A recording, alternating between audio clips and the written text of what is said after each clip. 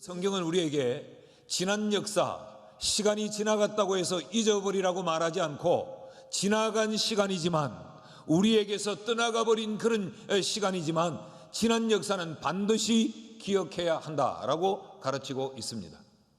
7절 말씀을 같이 한번 읽으시지요. 다 같이 시작. 옛날을 기억하라. 역대의 연대를 생각하라.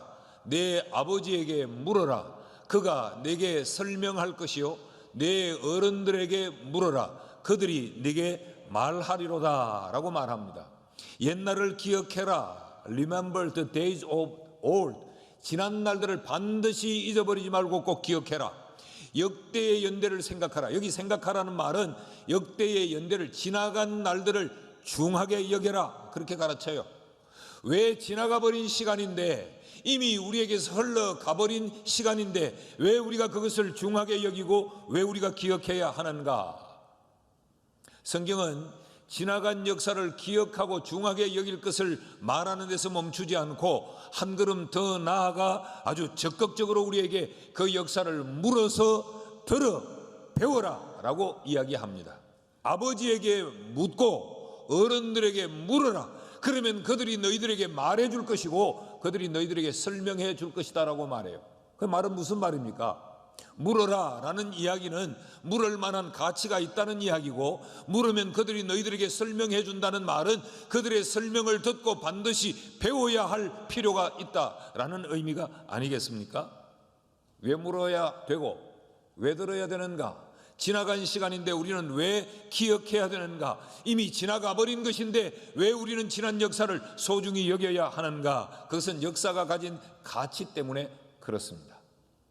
모세가 이스라엘 백성들에게 이 내용의 말을 전하면서 1절 말씀에 이렇게 이야기합니다. 하늘이여 귀를 기울이라. 내가 말하리라. 땅은 내 입에 말을 들을지어다 라고 말해요. 지 역사의 가치가 어느 정도냐? 하늘도 땅도 듣고 반드시 귀를 기울여 기억해야 될 것이 바로 역사라는 이야기죠. 그 이어지는 2절 말씀을 보면 이렇게 이야기합니다. 내 교훈은 비처럼 내리고 내 말은 이슬처럼 맺히나니 연한 풀 위에 가는 비 같고 채소 위에 단비 같도다. 너희들이 귀 기울여 들어야 될 그 역사의 교훈이 어떤 가치를 갖느냐? 그것은 비처럼 내린다.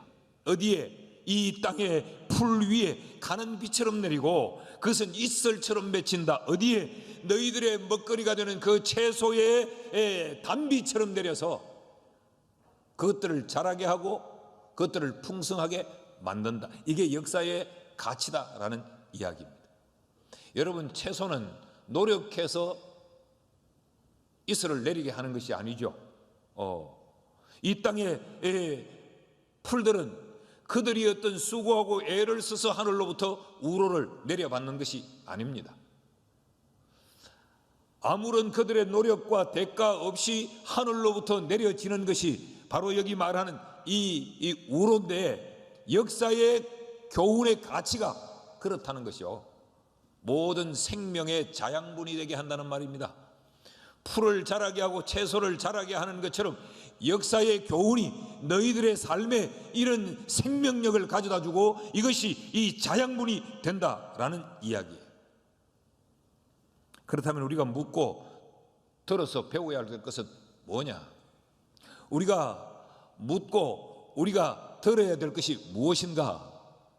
그 첫 번째는 지난날의 그 역사에 베풀어졌던 하나님의 은혜입니다. 우리가 역사를 향하여 묻고 우리가 그 역사를 향하여 듣는 그 내용이 뭐냐? 하나님의 베풀어 주신 지난날의 은혜를 우리가 듣게 된다는 것이죠. 10절에서 11절 말씀을 보면 모세가 이스라엘 백성들에게 지난날 하나님이 어떤 은혜를 베풀어 주셨는가를 이렇게 가르칩니다. 같이 읽어요. 시작.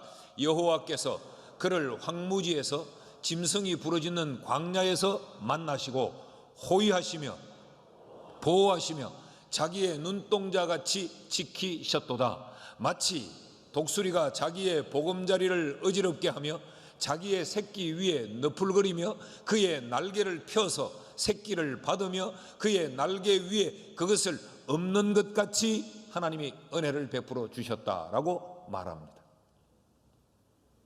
여러분, 우리가 지난 역사를 돌아보면 그 역사가 우리에게 뭘 가르치느냐? 지난 역사에 하나님이 얼마나 은혜를 베풀어 주셨는가를 우리에게 가르친다는 말이죠. 20절에서 11절 말씀은 어떤 말입니까? 하나님이 지키셨다, 하나님이 보호하셨다, 하나님이 인도하셨다라는 이야기 아닙니까? 이 10절이 어떻게 시작합니까? 여호와께서 은혜를 베푸셨는데 그 지키고 보호할 때에 그 지키고 보호함이 필요했던 그 상황이 어떠했느냐? 황무지였고 광야였고 짐승이 부르짖는 그 현장에서 하나님은 너희를 지키고 너희를 보호하고 너희를 인도했다라는 이야기입니다. 여러분, 6.25 전쟁이 일어날 그때, 지금으로부터 70년 전 그때의 상황이 이와 같지 않았겠습니까? 이렇게 어려움 중에 하나님이 우리를 지키고 보호하는 은혜만 있었던 것이 아니에요. 역사를 보면 하나님은 그 고비를 넘어서 우리를 부강하게 만들어 주시기도 하셨습니다. 모세가 이스라엘 백성들에게 짐승이 부러지는 상황에서, 그 광야에서, 그 황무지에서 하나님이 너희를 지키셨을 뿐만 아니라 하나님은 너희를 어떻게 하셨는가를 13절 14절에서 이렇게 말해요. 같이 읽어볼까요? 시작.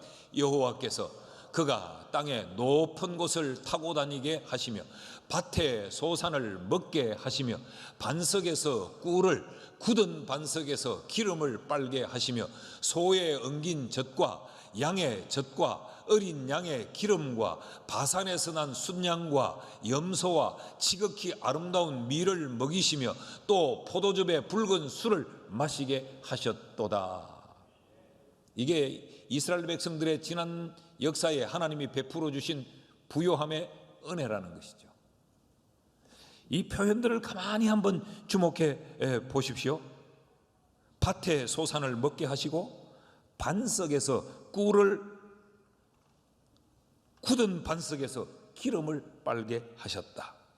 소의 엉긴 젖과 양의 젖과 어린 양의 기름과 그 바산의 이 푸른 풀밭에서 난 순양과 염소와 지극히 아름다운 밀을 먹이시고 포도즙에 붉은 술을 마시게 하셨다. 이게 이스라엘 백성들의 지난 역사에 하나님이 베풀어 주셨던 은혜라는 거죠. 여러분, 이런 하나님의 은혜는 우리에게도 예외가 아닙니다. 우리의 지난 역사의 시간들도 한번 돌아보십시오. 치와 지하 자원 하나 없는 나라, 땅덩어리는 손바닥만한 나라, 우리 이웃에 있는 이 중국 대륙에 붙여놓으면 나라라고도 할 수 없는 지극히 미미한 우리의 이 조국. 그런데 이 나라를 제가 한번 찾아봤어요.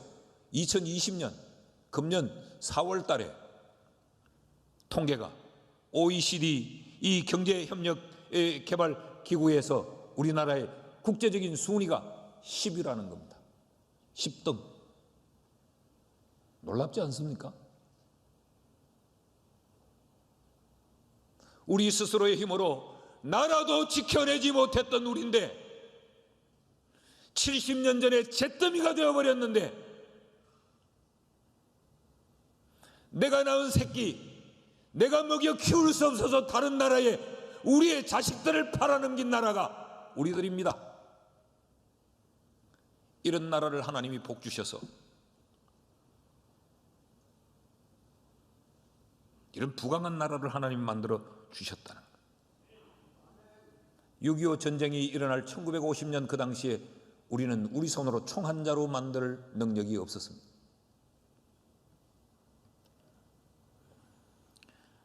이런 나라가 세계에서 정보통신 활용 1위국이 되었대요. 뭐 이런 통계가 말 안 해도 우리가 알잖아요. 요즘 할머니들도 인터넷 하고 삽니다. 온통 손에 휴대폰 들고 다니는 거예요. 참 눈에 열이 날 정도로 휴대폰을 들고 다니. 이 좁은 나라에 전 세계에서 인적 자원국 2위의 나라로 하나님이 복을 주셨어요. 학력이, 고등학력이 우리나라가 전 세계에서 두 번째 갈 만큼 그렇게 무지한 나라에서 이런 배움의 나라로 하나님이 우리나라를 세워 주셨다는 거죠. 이걸 역사에서 기억해야 된다.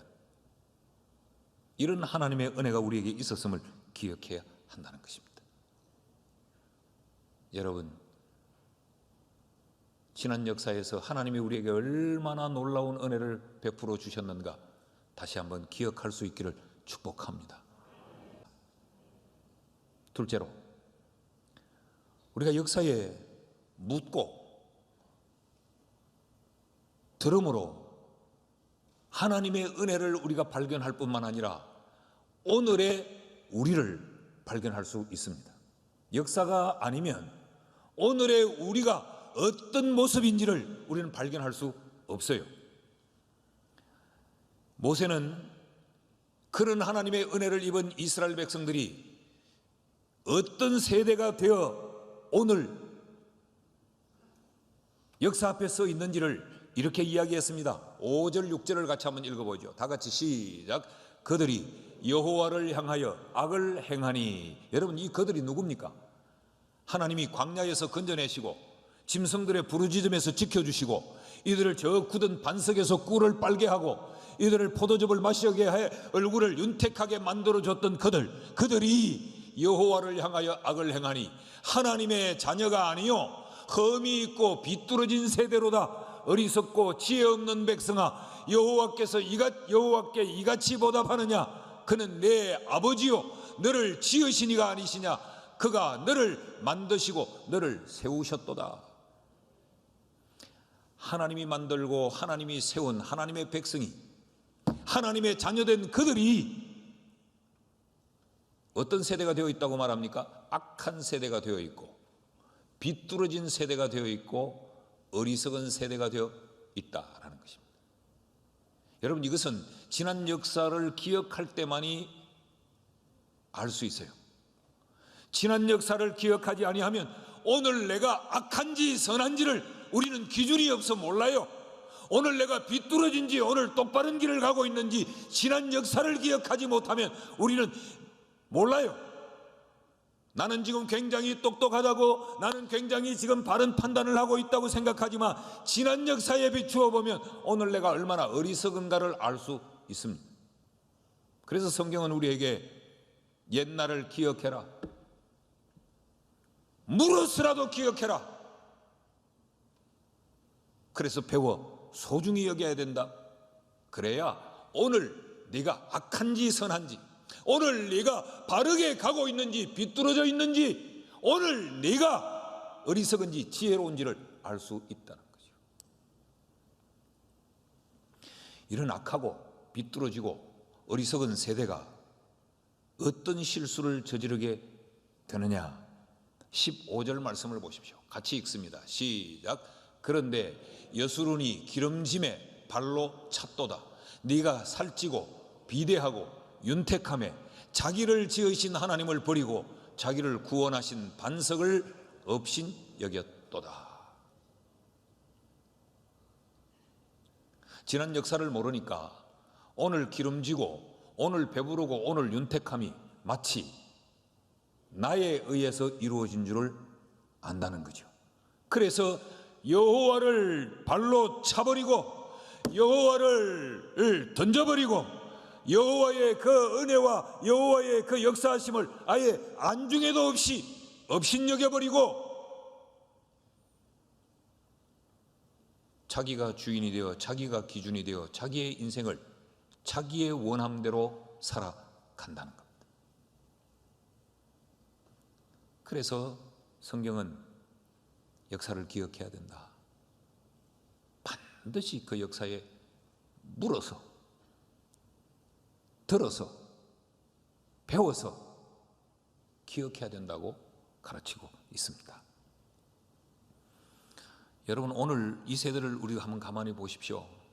우리는 지금 코로나 때문에 힘들다, 어렵다, 경제가 바닥이다. 그러나 지난 70년 전 6.25 전쟁 당시와 지금을 비교해 보십시오. 우리는 너무 배부르고 너무 윤택하고 너무 기름집니다. 자, 이렇게 하나님이 우리를 복 주셔서 잘 살게 했더니 우리가 교만해져 버린 겁니다. 16절 17절 볼까요?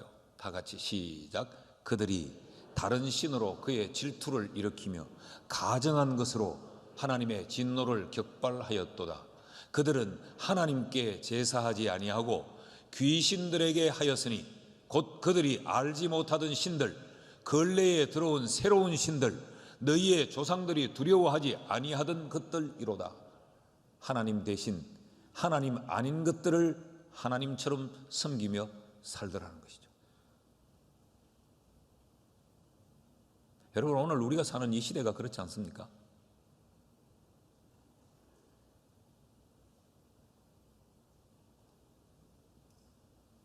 돈이 하나님이 되어 있습니다. 내 감정과 내 기분이 하나님이 되어 있습니다. 내 기분이 좋으면 그게 하나님이요, 그게 하나님의 뜻이요. 내 꿈과 내 야망이 신이 되어 있습니다. 내 꿈, 내 야망을 성취하기 위해서는 하나님도 필요 없고 교회도 필요 없고 질서도 필요 없고 내 원하는 것, 내 하고 싶은 대로 나는 한다.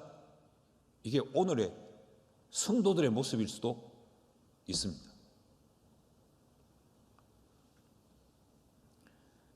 그래서 성경이 18절은 이렇게 말합니다. 너를 낳은 반석을 네가 상관하지 아니하고 너를 내신 하나님을 네가 잊었도다.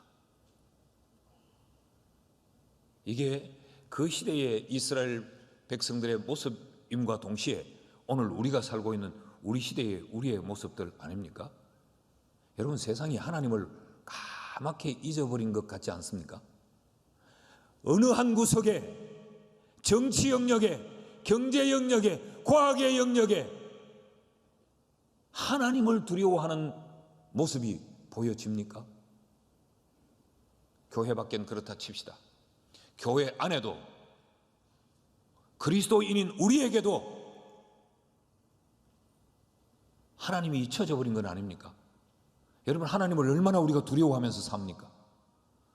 하나님 앞에서 내가 생각하고 하나님 앞에서 말하고 하나님 앞에서 내가 행동하는 철저히 신전의식을 가지고 우리가 살아갑니까? 아니면 교회 생활을 하면서도 기도 생활을 하면서도 하나님을 새까맣게 잊어버리고 우리의 신앙생활을 하고 있지는 않습니까? 셋째로, 우리가 역사에 묻고 역사에서 들으면 우리는 내일을 향한 새로움의 결단이 우리에게 주어집니다. 역사의 발전은 지난 역사로 인하여서 발전되어져 온 거죠. 지난 역사를 보면서 새로운 결단들이 있어 왔기 때문에 역사는 발전되어 온 것입니다. 6절 말씀을 보면 모세가 이스라엘 백성들에게 이렇게 말해요. 어리석고 지혜 없는 백성아, 여호와께 이같이 보답하느냐? 그는 내 아버지요 너를 지으시니가 아니시냐? 그가 너를 만드시고 너를 세우셨도다. 하나님을 다시 주목해야 된다고 이야기를 하는 거죠. 너희들이 돌아가야 될 자리가 바로 하나님이다 라는 이야기를 지금 모세가 하고 있습니다. 그럼 모세가 이스라엘 백성들이 돌아가야 될 그 자리, 그 돌아가야 될 그 분, 그 하나님이 어떤 하나님인가를 이렇게 말합니다. 39절 말씀 같이 읽어요. 시작. 이제는 나 곧 내가 그인 줄 알라. 나 외에는 신이 없도다. 나는 죽이기도 하며 살리기도 하며 상하게도 하며 낫게도 하나니 내 손에서 능히 빼앗을 자가 없도다. 역사를 봐라.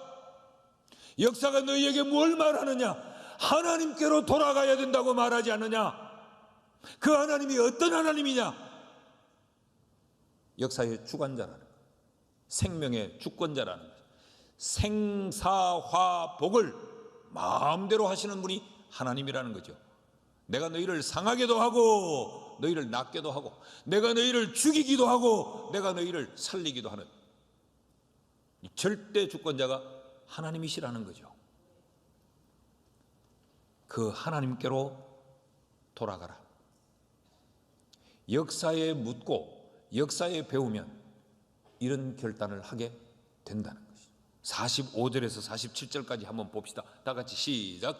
모세가 이 모든 말씀을 온 이스라엘에게 말하기를 마치고 결론적으로 그들에게 이르되 시작. 내가 오늘 너희에게 정언한 모든 말을 너희의 마음에 두고 너희의 자녀에게 명령하여 이 율법의 모든 말씀을 지켜 행하게 하라. 이는 너희에게 헛된 일이 아니라 너희의 생명이니 이 일로 말미암아 너희가 요단을 건너가 차지할 그 땅에서 너희의 날이 장구하리라.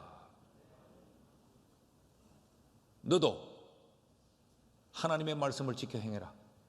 그리고 너뿐만 아니라 네 자식에게까지 가르쳐줘서 네 자식도 하나님의 말씀을 지켜 행하도록 해라. 이건 헛된 일이 아니다. 이게 사는 일이다. 이 결단을 하게 되면 너희의 앞날이 장구하리라 그랬어요.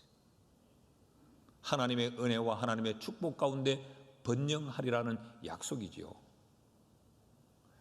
역사에서 배우면 내가 무엇을 향하여 어떻게 나의 오늘과 내일을 살아야 될지 해답을 얻을 수 있다는 것입니다. 사랑하는 여러분, 우리에게도 이런 새로움의 결단이 있기를 축복합니다. 지난 6.25라고 하는 이 전쟁의 역사를 보면 우리가 무슨 결단을 하게 됩니까? 이 땅에 절대 전쟁은 없어야 돼. 어떻게 하든지 전쟁은 막아야 돼. 이게 역사에서 배우는 우리 교훈 아닙니까? 여러분, 우리의 신앙도 동일하지 않습니까? 지난 신앙의 선배들을 보고 배우면 우리는 이렇게 믿어서는 안 됩니다. 새로운 결심을 해야 됩니다. 오늘 우리 교회 역사를 봐도 오늘 이 교회가 우리에게 주어지기까지는 우리의 신앙의 선배들이 교회를 목숨처럼 지켜냈습니다. 기분 내키는 대로 교회를 섬기지 않았습니다. 희생하면서 교회를 섬겨왔습니다. 자기의 전 재산을 팔아넣으면서까지 이 교회를 지켜 오늘 우리에게 물려주었습니다. 그런 선배들의 교회 사랑의 역사를 보면 여러분, 우리도 새로운 결심을 해야 되지 않겠습니까? 교회는 커피숍과는 좀 다릅니다. 교회는 카페가 아닙니다. 와서 그냥 우리 기분 조금 전환하고 돌아가는 것이 아닌 거죠.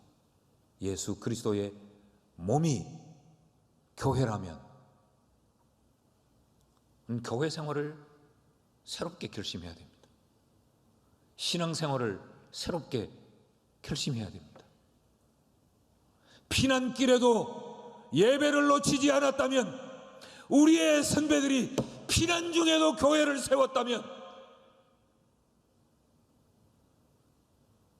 우리도 교회를 세우는 일, 우리의 예배를 세우는 일에 새로운 결심이 우리에게 있어야 하지 않겠습니까? 오늘 우리 모두의 심령 속에 다시 한번 우리 새로운 결심을 갖는 그런 은혜가 있기를 주의 이름으로 축복합니다.